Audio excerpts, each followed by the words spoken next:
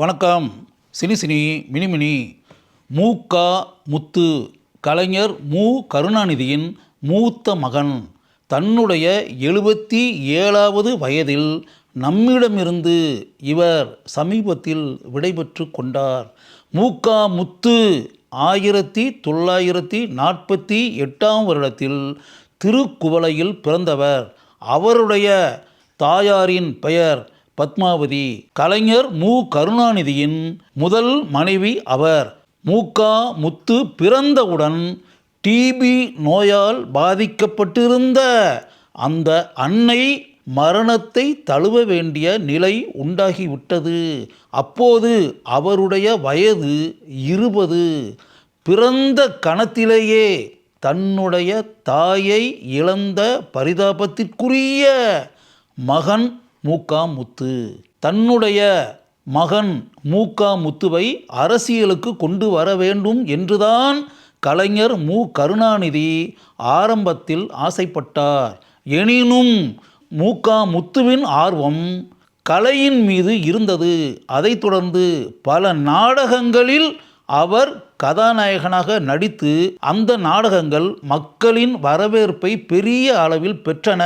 அவரின் பல நாடகங்களுக்கு தலைமை தாங்கியவர் மக்கள் திலகம் எம்ஜிஆர். எம்ஜிஆர் எந்த அளவிற்கு ஏழைகளின் மீது கனிவு மனதை கொண்டிருப்பாரோ அதே போன்ற கதாபாத்திரங்களை தன்னுடைய நாடகங்களில் உருவாக்கி அப்படிப்பட்ட நல்ல கதாபாத்திரங்களில் மு.க. முத்து நடித்தார். அதைத் தொடர்ந்து அவர் பட உலகிற்குள்ளும் காலடி எடுத்து வைத்தார். அவர் கதாநாயகனாக இரட்டை வேடங்களில் நடித்த முதல் திரைப்படம் பிள்ளையோ பிள்ளை. அந்த திரைப்படத்திற்கு உரையாடல் எழுதியவர் கலைஞர் மு. கருணாநிதி. அந்த திரைப்படத்தை இரட்டை இயக்குநர்களான கிருஷ்ணன், பஞ்சு இருவரும் இணைந்து இயக்கினார்கள். அந்த திரைப்படம் 1972ஆம் ஆண்டில் திரைக்கு வந்தது. அதில் மு.க. முத்துவிற்கு ஜோடியாக நடித்தவர் லட்சுமி. ஆர். விஜயகுமாரி மிகவும் முக்கிய கதாபாத்திரத்தில் அதில் நடித்தார். மு.க. முத்துவின் முதல் திரைப்படமான பிள்ளையோ பிள்ளை 100 நாட்கள் ஓடி சாதனை புரிந்தது. அந்த திரைப்படத்தில் இடம்பெற்ற 3 தமிழ் தோன்றியதும் உன்னிடமோ இந்த பாடலை நம்மால் மறக்க முடியுமா? அதே திரைப்படத்தில் இடம்பெற்ற மீனாட்டம் கண்கொண்ட மீனாட்சி என்ற பாடலை நம்மால் மறக்க முடியுமா? அதற்கு பிறகு 1973ஆம் ஆண்டில் மு.க. முத்து கதாநாயகனாக நடித்து 100 நாட்கள் ஓடிய இன்னொரு திரைப்படம் பூக்காரி. அந்த திரைப்படத்தின் கதாநாயகியாக நடித்தவர் மஞ்சுளா. இன்னொரு கதாபாத்திரத்தில் நடித்தவர் வெண்ணிற ஆடை நிர்மலா. அந்த திரைப்படத்தையும் கிருஷ்ணன், பஞ்சு இயக்கினார்கள்.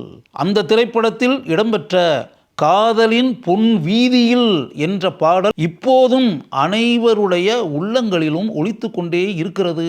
அதில் இடம்பெற்ற 30 பைசா 3 முழம் என்ற பாடல் அந்த திரைப்படம் வந்த காலகட்டத்தில் பெரிய அளவில் மக்களிடம் வரவேற்பை பெற்றது.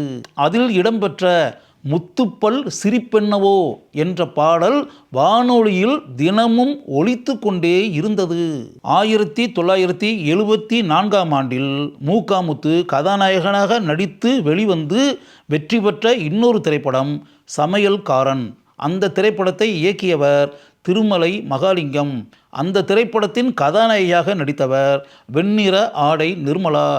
அதில் மு.க. முத்து சொந்த குரலில் பாடலை பாடினார். அதில் இடம்பெற்ற சொந்தக்காரங்க எனக்கு ரொம்ப பேருங்க, நான் சொத்தா மதிக்கிறது உங்க அன்பத்தானுங்க, உங்க அன்பத்தானுங்க என்று தன் சொந்த குரலில் அருமையாக மு.க. முத்து பாடினார்.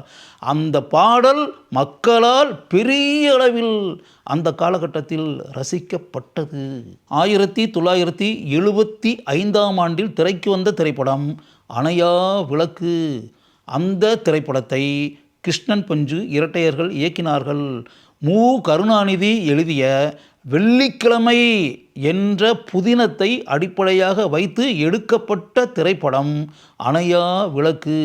அதிலும் சொந்த குரலில் மிகவும் அருமையாக பாடினார் மூகா முத்து.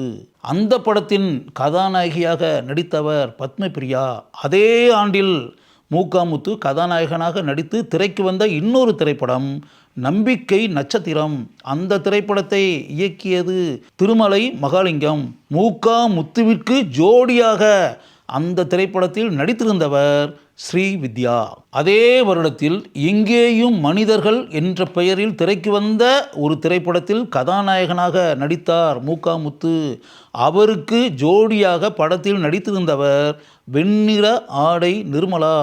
அந்த திரைப்படத்தை இயக்கியவர் பிரபல சினிமா கதாசிரியராக இருந்த ஏ.எல். நாராயணன். 1977ஆம் ஆண்டில் மூகா முத்து கதாநாயகனாக நடித்த திரைப்படம் எல்லாம் அவளே. அந்த திரைப்படத்தை இயக்கியவர் பிரபல ஒளிப்பதிவாளராக பவனி வந்து கொண்டிருந்த அமிர்தம். 7 திரைப்படங்களில் கதாநாயகனாக நடித்தவர் மூகா முத்து. இறுதியாக சில வருடங்களுக்கு முன்பு திரைக்கு வந்த மாட்டுத்தாவணி என்ற திரைப்படத்தில் இசையமைப்பாளர் தேவாவின் இசையமைப்பில் அவர் பாடிய ஒரு பாடல் இடம்பெற்றிருக்கிறது. மூகா முத்து இன்று நம்மிடையே இல்லை, நம்மிடமிருந்து பிரியா விடைபெற்று கொண்டு அவர் சென்று விட்டார். அவர் நம்மிடமிருந்து விடைபெற்று சென்றிருக்கக்கூடிய இந்த தருணத்தில் அவரின் கலையுலக பயணத்தில் அவர் கதாநாயகனாக நடித்த திரைப்படங்களை பற்றியும் அந்த திரைப்படங்களில் மக்களுடைய வரவேற்பை பெற்ற பாடல்களை பாடி இருக்கிறார் என்பதையும் இன்று இருக்கக்கூடிய இளம் தலைமுறை தெரிந்து கொள்ள வேண்டும் என்பதற்காகவே இந்த தகவல்களை இங்கு நான் பதிவிடுகிறேன்.